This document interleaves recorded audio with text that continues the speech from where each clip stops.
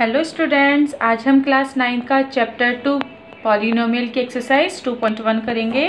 तो देखिए इसका क्वेश्चन नंबर फर्स्ट है, which of the following expansions are polynomial in one variable and which are not, state reason for your answer. यानी कि आपको question दे रखे हैं और आपको बताना है कि कौन सा तो वन वेरिएबल का है और कौन सा नहीं है, और नहीं है तो उसके बारे में बताना है कि क्यों नहीं है। तो अब देखो, जैसे ये हमने एक पॉलिनोमियल ले लिया तो देखो इसमें वेरिएबल वन वेरिएबल का ही है ना, एक्स ही आ रहा है, यानी एक ही वेरिएबल है। तो इसको यानी पॉलिनोमियल को हम क्या बोलेंगे, ये कितने वेरिएबल की है हमारी, ये वन वेरिएबल की है।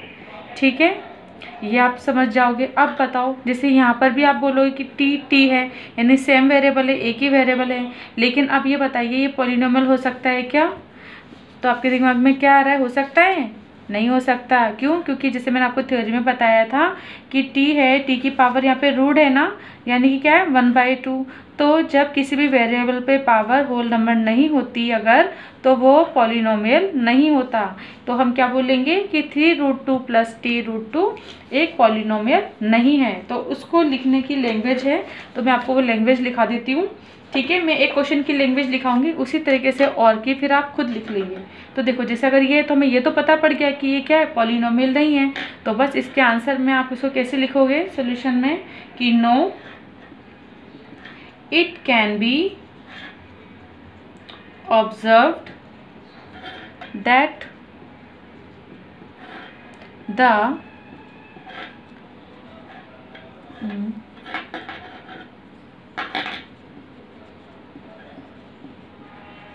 exponent of variable t in term 3√t is 1/2। It means आपने क्या समझा कि भाई ये वेरिएबल तो है नहीं है, ये पॉलिनोमियल तो है नहीं, और इसका जो वेरिएबल है t, उस पर पावर कितनी अपनी यहाँ पे 1/2 है। इसी तरह से हम क्या बोलेंगे कि which is not a whole number. हमने रीज़न दे दिया ना कि भाई ये क्या है हमारा, कि हमारा होल नंबर नहीं है, तो वो लिख दिया हमने। Therefore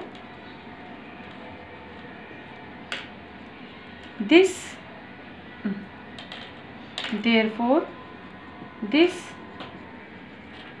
expansion is not a polynomial. ठीक है, तो ये इसकी लैंग्वेज होगी, आप अपनी मर्जी से ही बना के लिख सकते हो। सिंपल बात है कि भाई टी पे पावर कितनी है, 1/2 है, होल नंबर नहीं है। जो वेरिएबल पे पावर अगर होल नंबर नहीं है तो इस इक्वेशन को हम पॉलिनोमियल नहीं कह सकते। उसी तरीके से एक क्वेश्चन और लेते हैं, जैसे अगर ये एक्सरसाइज का फोर्थ है, फर्स्ट का फोर्थ, y + 2/y। अब इसको बोल सकते हैं क्या? अब आपके दिमाग में क्या है कि नहीं मैम एलसीएम ले लेंगे, नहीं। अब इसको देखो अपन कैसे लिख सकते हैं, अपन इसको ऐसे लिख सकते हैं y + 2 y की पावर -1। y है, ऊपर जाएगा तो -1 हो जाएगा। तो अब देखो y की पावर होल नंबर है क्या? नहीं है। तो हम इसको क्या बोलेंगे कि नहीं, ये क्या है, पॉलिनोमियल नहीं है, नॉट अ पॉलिनोमियल। और इसको पूरी लैंग्वेज में आप जैसे मैंने ऊपर लिखा है ना, उस तरीके से लिख देंगे। यहाँ पर y आ जाएगा और यहाँ पर -1 आ जाएगा, बाकी पूरा एज इट इज़ लिख देना। उसी तरीके से एक क्वेश्चन और देखते हैं अपन। देखो 5th नंबर का है, x की पावर 10 + y की पावर 3 + t की पावर 50। अब बताओ ये वन वेरिएबल का है क्या? नहीं। क्यों? क्योंकि इसमें कितने वेरिएबल है, 3। देखो x भी है, y भी है, t भी है, तो ये भी क्या है अपना 3 वेरिएबल का है। कितने वेरिएबल का है ये हमारा? 3 वेरिएबल का होगा। तो इस तरीके से आप क्वेश्चन नंबर फर्स्ट के सारे पार्ट कर लेंगे आराम से। मैंने 4th पार्ट करा दिए, बाकी के पार्ट आप खुद कीजिएगा, कुछ नहीं करना, सिंपल से देखना है कि कितने वेरिएबल हैं। जैसे इसमें x है ना, तो एक ही वेरिएबल है। इसमें अपन को 3 वेरिएबल दिख रहे हैं, जिसमें भी अगर वेरिएबल की पावर अगर होल नंबर नहीं आती तो उसे हम पॉलिनोमियल नहीं बोलेंगे। तो आप क्वेश्चन नंबर फर्स्ट आसानी से कर सकेंगे। देखिए क्वेश्चन नंबर 2 है अपना, right the coefficient of x² in each of the following. तो आपको बताना है कि कोफिशिएंट बताना है x² का। तो देखो ये x² है, इसका कोफिशिएंट क्या होगा, कुछ भी नहीं दिख रहा ना, यानी अपन को 1 को अगर इससे मल्टीप्लाई करें अपन तो वही x² बचेगा। तो x² का कोफिशिएंट यहाँ पे कितना हो जाएगा, 1 हो जाएगा। तो हम क्या बोल सकते हैं, कोफिशिएंट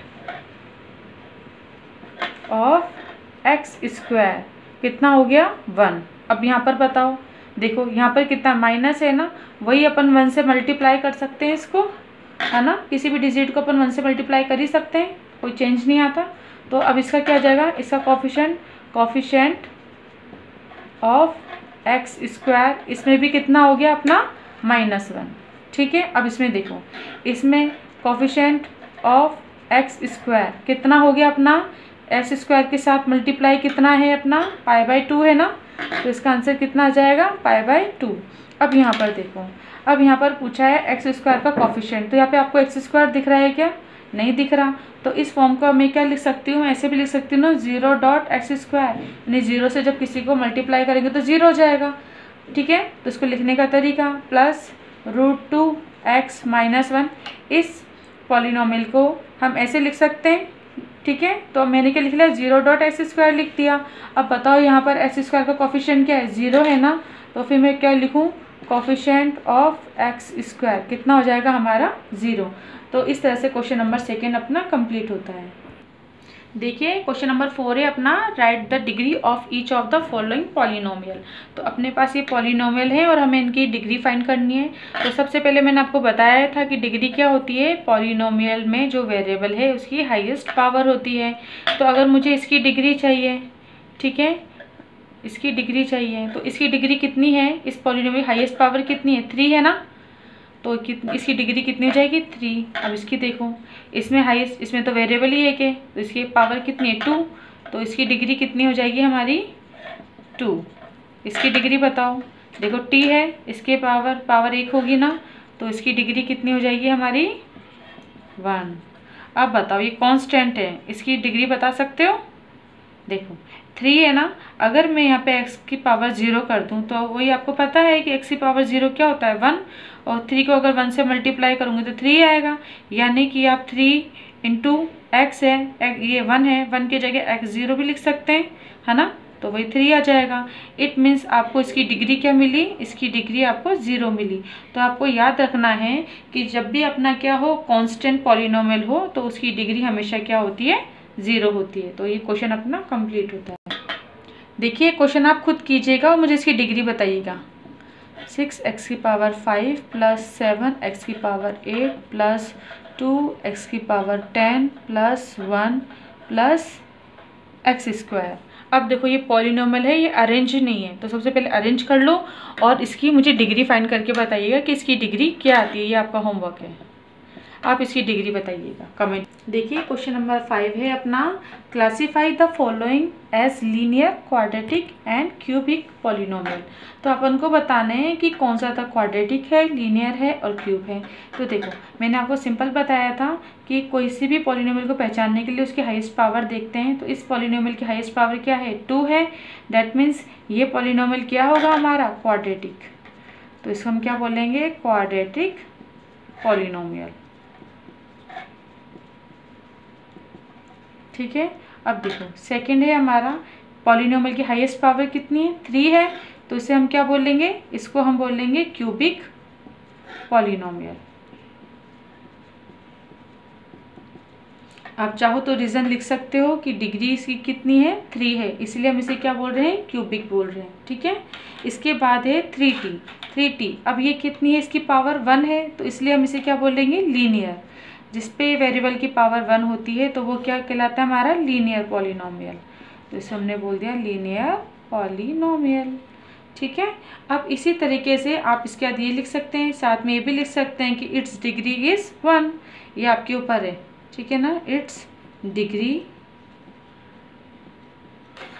इज 1। इसी तरह से ये क्वाड्रेटिक है, तो आप लिख सकते हो क्यों है, क्यों क्वाड्रेटिक है, क्योंकि इसकी डिग्री कितनी है, इट्स डिग्री 2। ठीक है, ये आप अपनी मर्जी से लिख सकते हो, ये मैंने आपको रीज़न बता ही दिया, क्योंकि मेन अपन को लिखना है क्या है, अपन को तो ये बताना है लीनियर, क्वाड्रेटिक और क्यूबिक।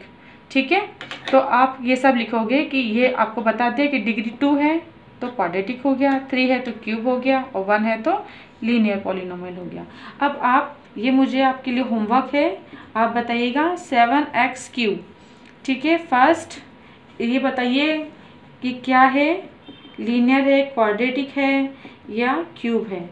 ये आप मुझे आंसर में कमेंट बॉक्स करके बताएंगे। एक आया अपना 1 + x। आप इन सब के आंसर करके मुझे बताइएगा कमेंट बॉक्स में कि ये किस टाइप की फॉर्म में है। ठीक है, तो इसे अच्छे से पढ़िए, अपनी एक्सरसाइज 2.1 कंप्लीट होती है। Thank you.